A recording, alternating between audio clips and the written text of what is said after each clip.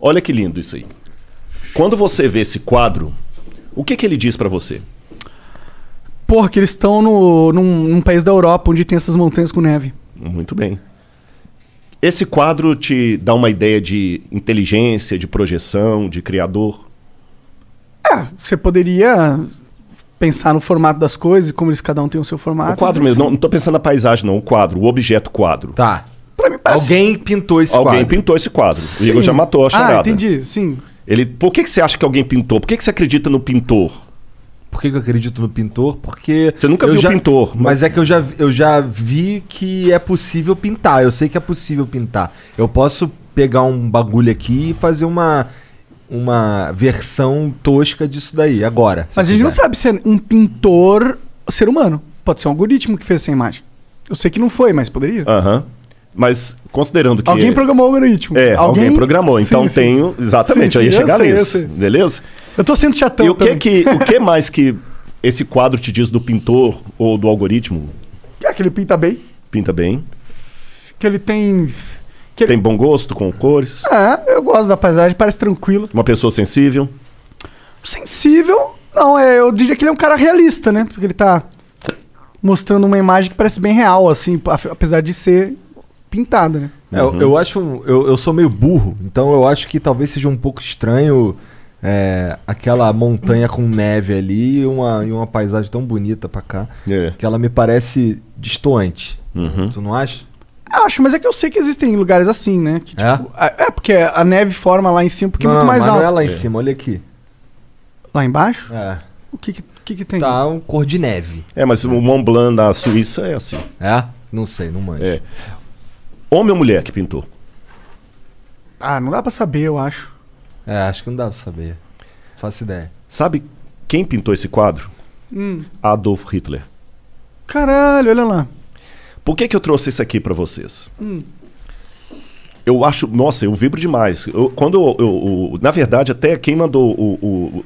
Quem é fã de vocês, gente, eu vou falar aqui, é o Hugo Salles, meu cunhado, tá lá, viu? Tá comendo ali atrás, tá com a boca cheia de coisa também que trouxeram pra ele aqui, junto com a minha esposa ali. O cara tá com a camisa do Boca Juniors. Desculpa aí, né? E o que é pior, gente, a família da minha esposa toda é cruzeirense e eu sou atleticano. Que é? Tem do River também. Caralho, tem do River Plate, tudo. Não, ele não pediu foto com vocês ainda porque tá com vergonha, mas depois vocês vão ter que tirar vamos tirar, senão... Agora pronto, perdi o cunhado. Ou ganhou, né? Ganhou pra sempre. Mas vamos ao ponto. Eu acho... Ele mostrou muita coisa do Flow e eu tinha visto um dos cortes ali que até mostrava vocês tudo, porque eu já assisti um pouco dos podcasts, mas eu sou meio ignorante. E aí mostrou o parte que você estava falando justamente com o Pondé, como é que você chegou a acreditar em Deus e tudo e tal, né? Eu acho isso muito legal e eu valorizo. De boa. Igor, na boa, não é proforme não. Mas já que eu estou bancando o cético advogado do cão, o que você tem pela natureza e pela lógica é uma certeza tão rasa como a que você tem do quadro. Que se eu te desse aqui 10 nomes para você eu ia acreditar. Você não ia nunca pensar que podia ser Hitler. Não, eu ia chutar Hitler a menos que tivesse outros nomes melhores. Absurdos. Exatamente. Né? Porque você nunca pode imaginar que um cara que matou 6 milhões de pessoas teria sensibilidade para pintar um quadro. Eu consigo imaginar. Mas eu imagino que a maioria das pessoas não imaginam. Não imaginaria. Eu entendo, concordo. Então, pegando a natureza pela natureza, a natureza, como esse quadro, ela me dá algumas certezas mais limitadas. Primeira certeza que a natureza me dá, como quadro, existe um pintor. Mesmo que foi através de um algoritmo, mas teve alguém. O quadro me dá essa certeza. As tintas não iriam sozinhas para a tela formar uma coisa lógica. Esse quadro tem design, ele tem lógica. Mas aí você não está sendo ceticão, você está sendo... Não, tô sendo ceticão, você vai entender. Agora que vai entrar o cético. Esse quadro me mostra design, ele mostra lógica, ele mostra que tem alguém que o pintou. Mas quem me garante que esse alguém não é um Hitler? Porque o Hitler pintou esse quadro. Então, aí que vem ao lado do meu cético. Entendi. Essa sua certeza, o máximo que ela pode te dar é a ideia que existe um Deus. Sim. Vamos usar o nome Deus. Sim. Pode usar qualquer nome. Mas quem garante que esse cara não é um brincalhão cósmico que tá ferrando a gente aqui tudo? Bom, eu não tenho essa certeza. De verdade, eu não tenho. É uma coisa de acreditar mesmo. O que me dá intuição é que aquilo que você estava falando, a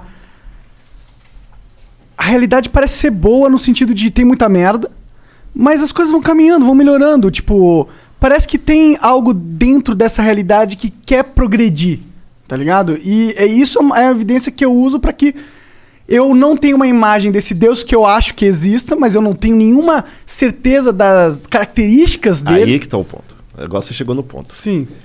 E aí que vem o meu testemunho agora de fé. Uhum. Eu, quando olho a natureza, ela me dá essa certeza. Não, tem que ter um design. Pá, o cara deve ter intenção, tudo. Tá. Só que ela não me responde se ele me ama. Ou se ele é um Hitler. Então a primeira coisa que eu tenho que trabalhar é a possibilidade de Deus existir. Depois que eu trabalhar essa possibilidade de Deus existir, eu vou trabalhar uma segunda possibilidade. Será que ele se revela? Será que ele consegue ficar pequeno bastante para me entender? Aí que eu começo a buscar na história das religiões por que aquele livro chamado Bíblia Sagrada é realmente a palavra dele ou não. É lógico que em 30 segundos não dá para eu resumir para vocês por que eu cheguei à conclusão que a Bíblia é a palavra de Deus e o Bhagavad Gita não. Eu precisaria de mais tempo, mas vamos deixar o beneplácito que eu fiz pesquisas para isso. E eu cheguei à conclusão racional que a Bíblia é a palavra revelada de Deus. E essa palavra revelada de Deus, ela não me disse apenas informações sobre Deus. Ela me contou a história dele. E ao contar a história dele, aí vem todo aquele esquema que eu falei de Cristo na cruz, enviado e tudo, eu descobri a coisa mais linda que eu podia descobrir. Que Deus, ele responde à minha ansiedade contraditória. Vou explicar por quê. Se eu for pro lado do ateísmo, vamos abrir o jogo. O Fernando Pessoa dizia: o que é o ser humano senão um cadáver adiado que procria?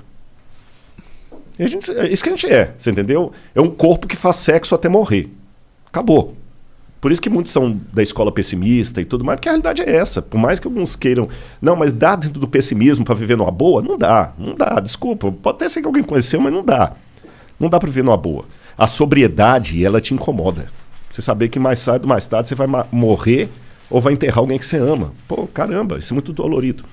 Por outro lado, se eu for pro lado do teísmo, que é chamado crer no Supremo, mas ficar só com o quadro não me diz se quem pintou foi uma freira que eu poderia levar para minha casa e que ia cuidar de mim se eu estivesse doente, ou se era um maníaco como o austríaco que matou 6 milhões de caras, porque os dois podem pintar quadro. Então eu preciso de algo a mais desse Deus, além da certeza que ele existe. E esse algo a mais, ele vem de uma coisa que o Karl Rahner, que é um teólogo formidável, católico, morreu nos anos 70, Karl Rahner chamava de transcendental, existencial transcendental. O que é isso?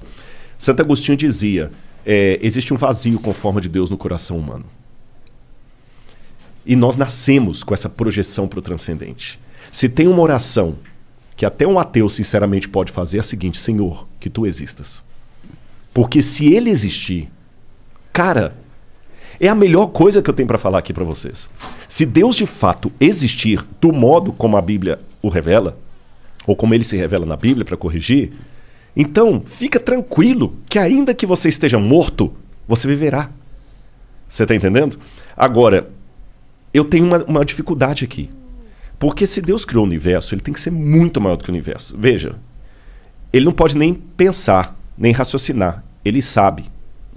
Ele não raciocina. Ele é. Ele é. Ele nem existe. Que existere significa algo extraído de algo. Ele é. Ele é muito... Eu não tenho nem como imaginar Deus. Você está entendendo? Qualquer coisa que eu falar dele, eu vou falar do que ele não é, porque o que ele é ninguém sabe.